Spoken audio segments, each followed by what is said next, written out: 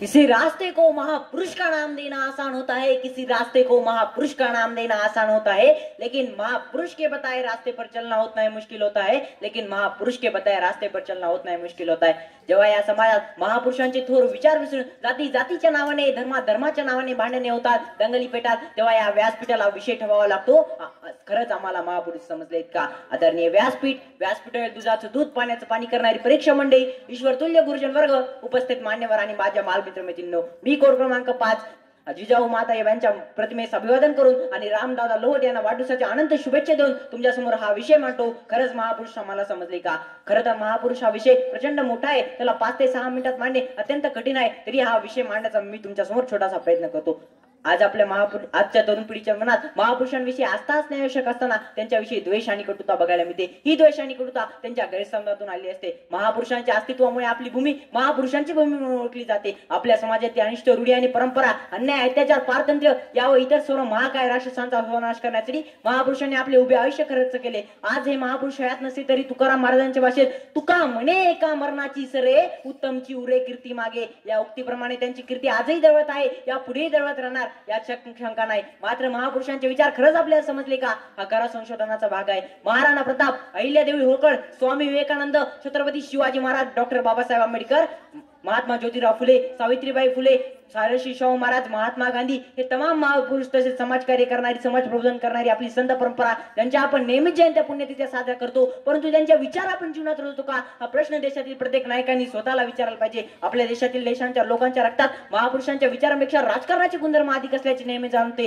राजकारणाच्या गुणधर्मामुळे आपण महापुरुषांचा देखील राजकीय वापर करत आहोत. राजकारण करण्याची कोणतीच संधी आपण कधीच सोडत नाही. त्यामुळे आपल्याकडून देशाचा अवधवतन होत आहे. ज्या वर्षी स्थानिक राज्य देशपतीच्या निवडणुका असतात त्यावर्षी तमाम महापुरुषांच्या जयंत्या पुण्यतिथ्या जोरात साजरे होतात. राजकीय नेत्यांना प्रचंड स्फूर्ती आलेले पाहायला मिळते. त्यातूनच राजकीय नेत्यांना प्रचंड स्फूर्ती आलेले पाहायला मिळते.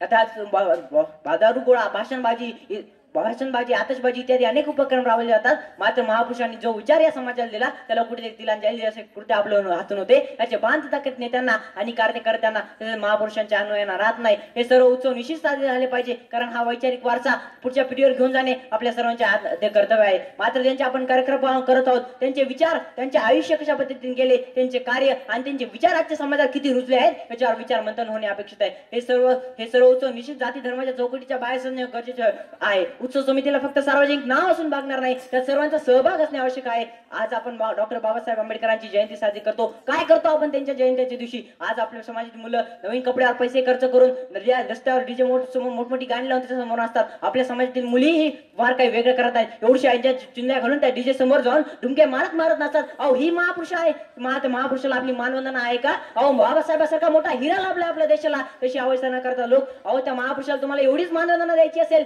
तर एखाद्या भुकेलेला काहीतरी एका वेळेस जेव घाला, काहीतरी समाजकार्य करा, ती खरी मानवंदना ठरेल त्या महापुरुषाला आपली. या समाजाला महापुरुषांनी जो विचार दिला त्याला आपण कधीच पाळत नाही. म्हणूनच प्रश्न पडतो, खरंच महापुरुष आम्हाला समजले का? थोर महात्मे होऊन गेले विचार त्यांचे पहा जरा, थोर महात्मे होऊन गेले विचार त्यांचे पहा जरा, आपण त्यांच्या समान व्हावे हाच सापडे बोध करा.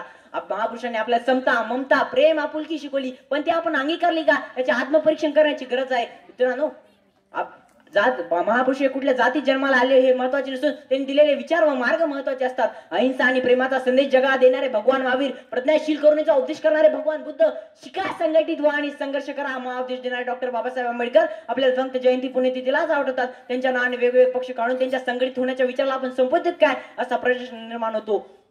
येणाऱ्या काळात स्त्रियांसाठी शिक्षणाची जीवाची पर्वा न करता काम करणारे फुले दाम्पत्य आणि शेतकऱ्यांचा वेदना मानणारा शेतकऱ्यांचा आसुडा त्यांचा ग्रंथ आपण किती विचार घेतला आहे पाहणे आवश्यक आहे. शिक्षणाचा मूलभूत हक्क प्रदान करणाऱ्या महापुरुषांच्या देशात शिक्षणाचा बाजार मांडला जाईल याची कल्पना त्यांना देखील आली असावी. जातीपाती निर्मूलन करण्याच्या कार्यात आपण थोडेफार यशस्वी ठरलो आहोत. मात्र शारीरिक जातीभेद जरी संपला असला तरी आजही आपण मानसिकरित्या जातीवादात अडकलो आहोत. जातीत आणि धर्मात प्रेम वाढणे अपेक्षित असताना जातीच्या धर्माच्या नावाखाली फूट पाडून राजकीय दुकाने मात्र जोरात सुरू आहेत. आमचा धर्मग्रंथ श्रेष्ठ, आमचा धर्म श्रेष्ठ हे सांगण्यापेक्षा आपण स्वतः किती श्रेष्ठ होऊ शकतो हे दाखवणे आवश्यक आहे. महापुरुषांचे पुढे स्मारक उभारण्यापेक्षा त्यांचे विचार कसे रुजवता येतील त्यावर आपली ऊर्जा खर्च करणे आवश्यक आहे. ही गुरुस्वरात प्रत्येक घरातून, प्रत्येक शाळेतून व्हायला पाहिजे. यात परत जातीवाद येऊ नये हीच अपेक्षा. महापुरुषांना कुठली जात अथवा धर्म नसतो. जिथे अन्याय अत्याचार होतो तिथे महापुरुष लढा देतात.